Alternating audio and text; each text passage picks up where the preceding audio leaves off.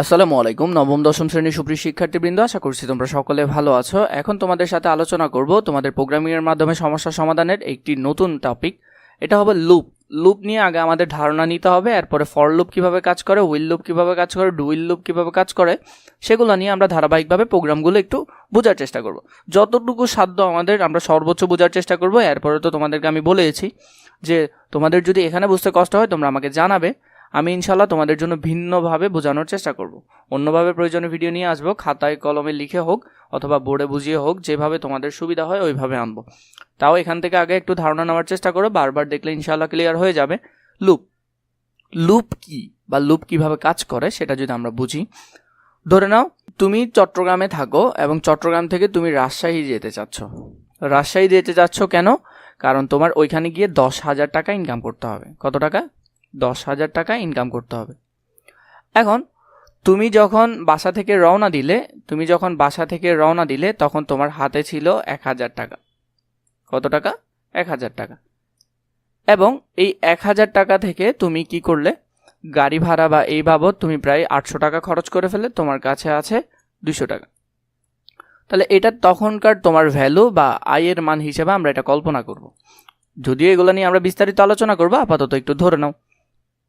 তাহলে আমার কাছে তখন আছে 200 টাকা, কিন্তু আমি রাজশাহী যাচ্ছি কি উদ্দেশ্যে? 10,000 টাকা ফিল আপ করার জন্য। এখন আমি যখন রাজশাহী গেলাম, রাজশাহী গিয়ে আমি একটা কাজ পেলাম, ওরা আমাকে প্রতিদিন 1,000 টাকা করে দিবে। কত করে দিবে? 1,000 টাকা করে দিবে। তাহলে আমার কাছে প্রথম দিন ছিল 200 টাকা, এরপর আমি একদিন কাজ করলাম, আমি পেলাম কত? 1,000 টাকা। 1,000 টাকার আমার আগের 200 টাকা কত হয়ে গেল? 1,200 টাকা হয়ে গেল। তাহলে দেখো, এই 1,200 টাকা কি আমার 10,000 টাকা ফিল আপ করছে? করছে না, তাই তো? এভাবে করে আমার লুপটা ঘুরতে থাকবে। একদিন গেল, 2 দিন গেল, মানে একবার লুপ ঘুরবে, আবার লুপ ঘুরবে, মানে প্রতিবার 1,000 দিয়ে ঘুরে ঘুরে আসবে। পরের বার হলে কত? এটা 2,200 টাকা হয়ে যাবে। পরের বার আসলে কত? এটা 3,200 টাকা হয়ে যাবে। এইভাবে করে লুপটা ঘুরতে থাকবে। যতদিন না লুপটা সম্পন্ন হচ্ছে অতদিন লুপ ঘুরতে থাকবে। এই যে ঘূর্ণায়নের ব্যাপারটা, এটাকে বলা হয় লুপ বা লুপ কন্ডিশন, এটাকে বলা হয় লুপ স্টেটমেন্ট। আমরা এই যে এখন কিছুটা ধারণা পেলাম যে আসলে কিভাবে লুপ কাজ করে। লুপ হলো যে কি, একটা শর্ত থাকবে, সেটা যতক্ষণ না ফিল আপ হচ্ছে অতক্ষণ সে এখানে ঘুরতে থাকবে। তাহলে আমরা যদি দেখি একই কাজ বারবার করার প্রোগ্রামে লুপ ব্যবহার হয়। তো দেখো এখানের মধ্যে ও একই কাজ বারবার করছে, যতক্ষণ না শর্ত ফিল আপ হচ্ছে ও কাজটা বারবারই করছে। আমাদের জীবনে আমরা যেমন কিছু কাজ বারবার করি, তেমনি প্রোগ্রামেও কিছু কাজ বারবার করতে হয়। প্রোগ্রামে একই কাজ একাধিকবার সম্পন্ন করতে হলে লুপ ব্যবহার করতে হয়। স্টেটমেন্ট 2 বা ততোধিকবার সম্পাদনের জন্য লুপ কন্ট্রোল স্টেটমেন্ট ব্যবহার হয়। পাইথন প্রোগ্রামে লুপ নির্বাহের জন্য ব্যবহৃত অন্যতম লুপ কন্ট্রোল স্টেটমেন্ট হলো, যেমন ফর লুপ ব্যবহার করা হয়, হুইল লুপ ব্যবহার করা হয়। তোমরা ইন্টারে গেলে আরেকটা লুপ পাবে, ডু হুইল লুপ। এগুলা পরবর্তীতে শেখাবো ইনশাআল্লাহ। এরপরে এখানের মধ্যে আরও কিছু জিনিস ব্যবহার করতে হয়। কন্টিনিউ, কারণ লুপ তো নিঃসন্দেহে কন্টিনিউ করতে হবে। ব্রেক, কোথায় ব্রেক করতে হবে। পজ, কোথায় পজ করতে হবে। এগুলো স্টেটমেন্টগুলো তোমাদের একটু জানতে হবে। নিম্নে বিভিন্ন স্টেটমেন্ট সম্পর্কে আলোচনা করা হলো। প্রথমটা হলো ফর লুপ স্টেটমেন্ট। পাইথন প্রোগ্রামে কোনো স্টেটমেন্ট 2 বা ততোধিকবার সম্পাদন করার জন্য ফর স্টেটমেন্ট ব্যবহার হয়। পাইথনের মধ্যে যখন তুমি কোনো কিছু 2 বা ততোধিকবার সম্পাদন করবে তখন তোমাকে ফর স্টেটমেন্টটা ব্যবহার করতে হবে। লুপ কতবার নির্বাহ করা হবে তা জানা থাকলেই কেবলমাত্র ফর লুপ ব্যবহার উপযোগী। মানে তুমি জানো যে লুপটা এখানে কয়বার হবে বা কয়বার ঘুরবে, তখন তুমি ফর লুপটা অনায়াসে এখানে ব্যবহার করতে পারবে। সাধারণত কোনো ভ্যারিয়েবল ব্যবহার করে ফর লুপের অবর্তন সংখ্যা গণনা করা হয়। এইরূপ ভ্যারিয়েবলকে কন্ট্রোল ভ্যারিয়েবল বলা হয়। যেগুলো গণনা করা যায় সেগুলোকে বলা হয় কন্ট্রোল ভ্যারিয়েবল। ফর লুপ স্টেটমেন্টের যে ফরম্যাটটা, এই ফরম্যাটগুলো কিন্তু তোমাদের খুবই ভালো করে মনে রাখতে হবে। ফরম্যাটটি দেওয়া আছে, তোমরা যদি সহজে চাও ফরম্যাটটা বুঝতে পারলে অনায়াসে করতে পারবে। যদি আমাদের ফরম্যাট ওইভাবে প্রয়োজন হবে বলে মনে হয় না, আমরা ফরম্যাটের বাইরে ব্যবহারিক সমস্যাগুলো সমাধান করে তা মুখস্থ করে ফেলতে পারবো। কাউন্টার ইনিশিয়ালাইজেশন অংশে কাউন্টার ভ্যারিয়েবলের প্রারম্ভিক মান দেওয়া হয়। একে ইনিশিয়ালাইজেশন লুপের শুরু বলা হয়। তাহলে এটা আমরা সাধারণত আই দিয়ে দেখব। ইনিশিয়ালাইজেশন শুরু, যখনই কোনো লুপের শুরু হবে সেটাকে আমরা আই দিয়ে এখানে নির্দেশ করব। কন্ডিশন অংশে কাউন্টার ভ্যারিয়েবলের চূড়ান্ত মান কিংবা চূড়ান্ত মান নির্ধারণের শর্ত দেওয়া হয়। কাউন্টার ভ্যারিয়েবলে চূড়ান্ত মান না পৌঁছা পর্যন্ত কিংবা শর্ত সত্য থাকা পর্যন্ত ফর লুপের সাথে সংশ্লিষ্ট স্টেটমেন্ট সম্পাদিত হতে থাকে। মানে যতক্ষণ পর্যন্ত তোমার শর্তটা ফিল আপ হবে না ততক্ষণ পর্যন্ত সে তার কাজ করতে থাকবে। ব্যবহারিক সমস্যা সমাধান করলে আমরা অনায়াসে বুঝতে পারবো। একটি নির্দিষ্ট টেক্সটকে একাধিকবার প্রদর্শন করার জন্য একটি প্রোগ্রাম লিখতে হবে। ধরা যাক আইসিটি টেক্সটকে আমরা 5বার প্রদর্শন করতে চাচ্ছি। ফর দিয়ে আমরা ইনিশিয়ালাইজেশন শুরু করলাম এবং সেখানে বললাম যে 1 থেকে 6 এর ভিতর পর্যন্ত সে চলবে। প্রিন্ট দিলাম আইসিটি, তাহলে সে ধরে নিবে যে কি 1 থেকে 6 এর ভিতর শুরু হবে এবং 6 এর আগ পর্যন্ত সে চলবে।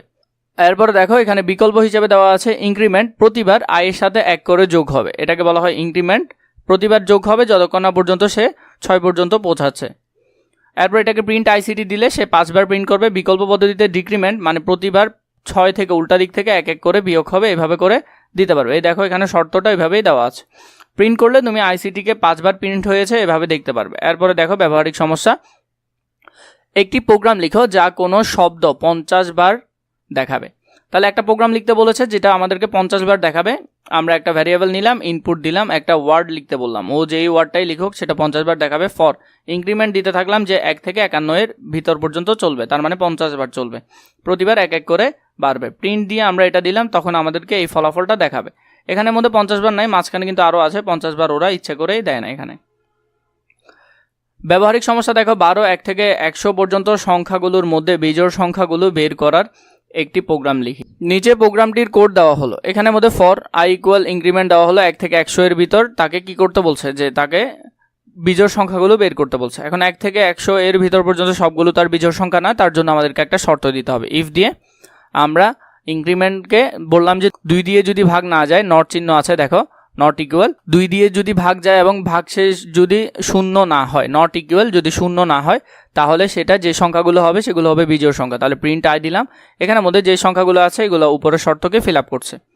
একটি প্রোগ্রাম লিখো যা নিম্নের ন্যায় ফলাফল দেখাবে। এখানের মধ্যে আমাদেরকে অনেক বড় একটা সংখ্যা দিয়েছে এবং আমরা এই ধরনের একটা সংখ্যা কল্পনা করে নিতে পারি। নিচের প্রোগ্রাম কোডটি হলো ফর ইনক্রিমেন্ট, প্রতিবার 1 থেকে আমরা 10 পর্যন্ত ধরে নিলাম যে প্রতিবার এভাবে করে বাড়বে। ফর আমরা এখানে রেঞ্জ দিলাম, প্রতিবার 1 1 করে করে বাড়বে। প্রিন্ট দিয়ে ইন্ট, যত পর্যন্ত তুমি চাচ্ছ সংখ্যা যত দিতে চাচ্ছ সেটা এখানে দিলেই হবে, সে অত পর্যন্তই এইভাবে সংখ্যাগুলো তোমাকে দেখাবে। তাহলে এইভাবে করে তুমি যখন দিবে এরকম একটা প্রোগ্রাম বা ফলাফল প্রদর্শন হবে। ব্যবহারিক সমস্যা 14, কোনো একটি সংখ্যার নামতা বা গুণের টেবিল নির্ণয়ের একটি প্রোগ্রাম লিখো।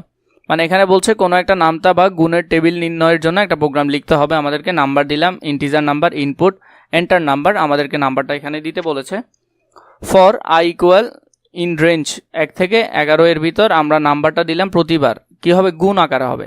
i প্রতিবার 1 1 করে করে বাড়বে, মানে 1 2 3 4 এভাবে করে করে বাড়বে, কারণ নামটার জন্য প্রিন্ট।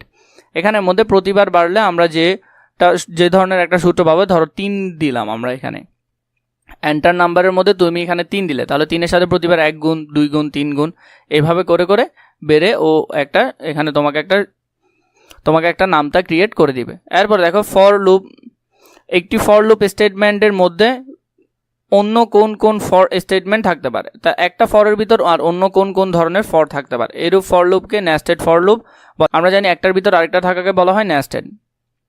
মধ্যবর্তী ফর লুপকে ইনার ফর লুপ, বহিস্থ ফর লুপকে আউটার ফর লুপ বলা হয়।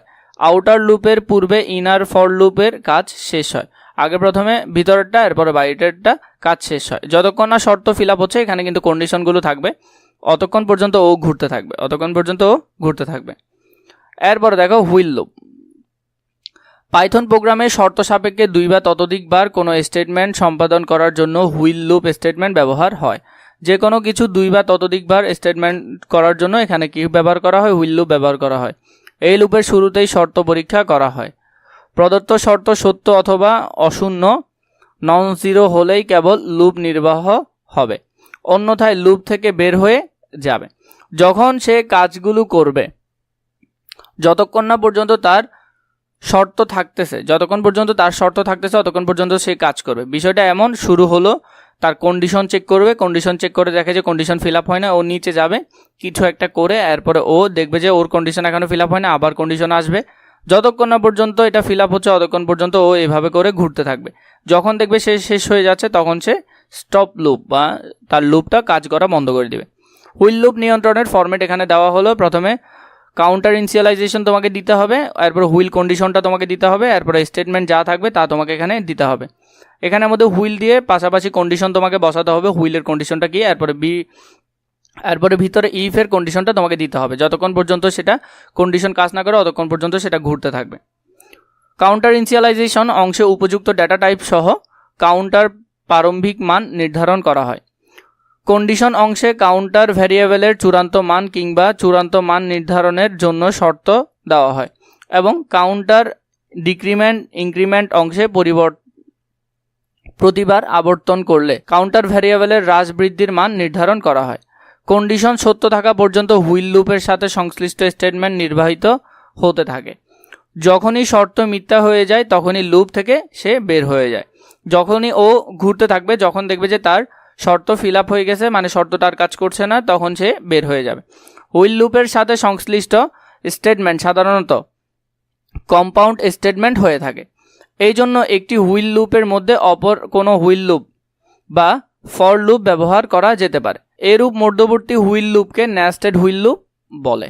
তার প্রবাহ চিত্র কেমন হয়? প্রথমে হুইল দিয়ে তার কন্ডিশনটা থাকবে, এরপরে ভিতরে হুইলের কন্ডিশন থাকবে, ইফের কন্ডিশন থাকবে।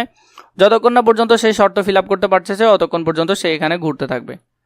এরপর দেখো এখানে বলছে হুইল লুপ অনেকটা ফর স্টেটমেন্টের বিকল্প হিসেবে ব্যবহার হয়। ফর স্টেটমেন্টের মতো পূর্বে ঘোষিত কোনো কাউন্টার ভ্যারিয়েবলে ব্যবহার করে স্টেটমেন্ট আবর্তনের সংখ্যা গণনা করা হয়।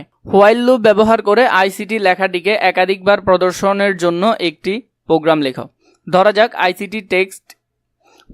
আইসিটি টেক্সটটি 3 বার প্রদর্শন করা হলো। এখানের মধ্যে আমাদেরকে বলছে আইসিটি লেখাটিকে 3 বার দেখানোর জন্য কাউন্টার দিল 1 করে, হুইল লুপের মধ্যে দিল যতক্ষণ না পর্যন্ত সে 3 পর্যন্ত যাচ্ছে অতক্ষণ পর্যন্ত সে চলতে থাকবে। প্রিন্ট আইসিটি, এরপর হচ্ছে কাউন্টার প্রতিবার 1 1 করে এখানে যোগ হবে। তাহলে এখানের মধ্যে দিল আইসিটি 3 বার এখানে দেখাবে। নিচে হুইল লুপ স্টেটমেন্ট ব্যবহার করে 1 থেকে 100 পর্যন্ত এবং 1 থেকে n সংখ্যক কোনো ধনাত্মক পূর্ণ সংখ্যা পর্যন্ত ধারার যোগফল নির্ণয় 2টি প্রোগ্রাম এখানে দেওয়া হলো। এখানে আমাদেরকে আরও 2টা করতে হবে। একটা হলো ধারাগুলো খুবই গুরুত্বপূর্ণ, তোমাদের জন্য বেশি প্রয়োজন হবে। 1 থেকে 100 পর্যন্ত বলে দিয়েছে এটা আমাদেরকে, 1 থেকে 100 পর্যন্ত ধনাত্মক সংখ্যা, তাহলে আমরা অনায়াসে করতে পারবো। আমাদেরকে প্রথমে সাম 0, আমাদেরকে 0 থেকে এবং কাউন্টার 1 করে করে বাড়বে, কারণ এখানের মধ্যে দেখো 2 থেকে 1 পার্থক্য 1, 3 থেকে 1 পার্থক্য 1, এভাবে করে করে 1 1 করে বাড়বে। হুইল লুপ যতক্ষণ না সে 100 পর্যন্ত যাচ্ছে ততক্ষণ পর্যন্ত তার কাজটা চলতে থাকবে। প্রতিবার কি হবে? সামের সাথে 1 করে যোগ হবে। কতবার? কাউন্টার মানে 1 করে করে যোগ হবে। সাম প্রথমে 0 0 + 1 তার মানে 1, এরপরে হলো যে পরের বার লুপ ঘুরে আসলে সে কত হয়ে যাবে? 1 হয়ে যাবে। তারপরে সামের মান তখন হয়ে যাবে 1, এরপর 1 + 1 আবার 2, এভাবে করে করে সে ঘুরতে থাকবে যতক্ষণ না পর্যন্ত সে 100 পর্যন্ত যাচ্ছে। এভাবে করার পর এবার ওর ভ্যালুটা আমাদেরকে বের করতে হবে। কাউন্টার দিয়ে আমরা ভ্যালুটা বের করবো যে print the some of the value, মানে পুরো অংশের যোগফল কত, সামটা বের করতে হবে। বের করার পর প্রোগ্রামে ফলাফল দেখাবে এই ধরনের একটা। Continue statement. পাইথন প্রোগ্রামে শর্তযুক্ত অথবা শর্তবিহীন কোনো স্টেটমেন্ট বা লুপের পুনরাবৃত্তি করার জন্য কন্টিনিউ স্টেটমেন্ট ব্যবহার হয়। কন্টিনিউ স্টেটমেন্টের ফরম্যাট হলো, এখানের মধ্যে ফরম্যাটটি দেওয়া আছে। কন্টিনিউ স্টেটমেন্ট প্রোগ্রাম পয়েন্টারকে পূর্ববর্তী স্টেটমেন্ট বা লুপের প্রারম্ভে স্থানান্তর করে। Continue statement if, else if, for, wheel ইত্যাদি ছাড়া সরাসরি কাজ করতে পারে না। ও কন্টিনিউ কাজ করতে হলে ওদের সাহায্য ওর নিতে হয়, বিশেষ করে ইফ এবং এলসের সাহায্য নিতে হয়। স্টেটমেন্টের সাথে সম্পর্কিত শর্ত সাপেক্ষে কোনো লুপের পুনরাবৃত্তি করার জন্য কন্টিনিউ স্টেটমেন্ট ব্যবহার হয়। সেই ক্ষেত্রে শর্তের মান সত্য হলে কন্টিনিউ স্টেটমেন্ট কার্যকরী হয়, অন্যথায় কম্পাইলার কন্টিনিউ স্টেটমেন্ট উপেক্ষা করে পরবর্তী স্টেটমেন্ট নির্বাহ করে। আমরা জানি কম্পাইলার মধ্যে সাধারণত কি হয়, ও পুরোটা একসাথে দেখে ফেলে, একসাথে উত্তর দেয়, ভুল হলে আর কিছুই দেয় না। কিন্তু এখানে ও এটার কাজ না করে ও ডিরেক্ট এটা যদি না হয়, যেটা না হয় সেটা স্কিপ থাকে, আর পরবর্তী কাজগুলো সে সম্পাদন করতে শুরু করে। কন্টিনিউ স্টেটমেন্ট ব্যবহার করে 1 থেকে 10 পর্যন্ত সংখ্যাসমূহের মধ্যে থেকে যে কোনো একটি সংখ্যা বাদ দিয়ে অবশিষ্ট সংখ্যাগুলো প্রদর্শনের জন্য একটা প্রোগ্রাম। মানে তুমি চাচ্ছ যে এখানের মধ্যে কন্টিনিউ দিলে আসলে কি হয়, কন্টিনিউ দিলে তুমি যেখানের মধ্যে কন্টিনিউ স্টেটমেন্ট এটা দিবে সেখানের ওই সংখ্যাটা বাদ পড়ে যাবে, মানে ও কাজ করবে না। কন্টিনিউ দিলে কি করবে না? কাজ করবে না। যেমন এখানে আমাদেরকে বলছে 1 থেকে 10 পর্যন্ত সংখ্যা দিব, কিন্তু সেখানে একটা সংখ্যা বাদ পড়তে হবে। তো এখন আমরা যদি 1 থেকে 10 পর্যন্ত লিখে নিই, এখানে অবশিষ্ট সংখ্যাসমূহ দেওয়া হলো, ধরা যাক বাদ দেওয়া সংখ্যাটি হলো 4, তাহলে আমরা ধরে নিলাম এটা একটা। তাহলে এখানের মধ্যে আমরা ফর দিয়ে শুরু করলাম, নাম্বার রেঞ্জ দিলাম 1 থেকে 11 এর ভিতর, কারণ 10 প্রতিবার 1 থেকে 1 1 করে করে বাড়লে 11 পর্যন্ত যাবে। ইফ নাম্বার দিলাম, নাম্বার দিয়ে ইকুয়াল ইকুয়াল কত 4, কন্টিনিউ, মানে এই 4-এ আসার সময় ও কি হয়ে যাবে, বন্ধ হয়ে যাবে, এর পরবর্তী কাজগুলো সম্পাদিত হবে। এখানের মধ্যে পড়ে আমরা তাই বুঝতে পারলাম কিন্তু।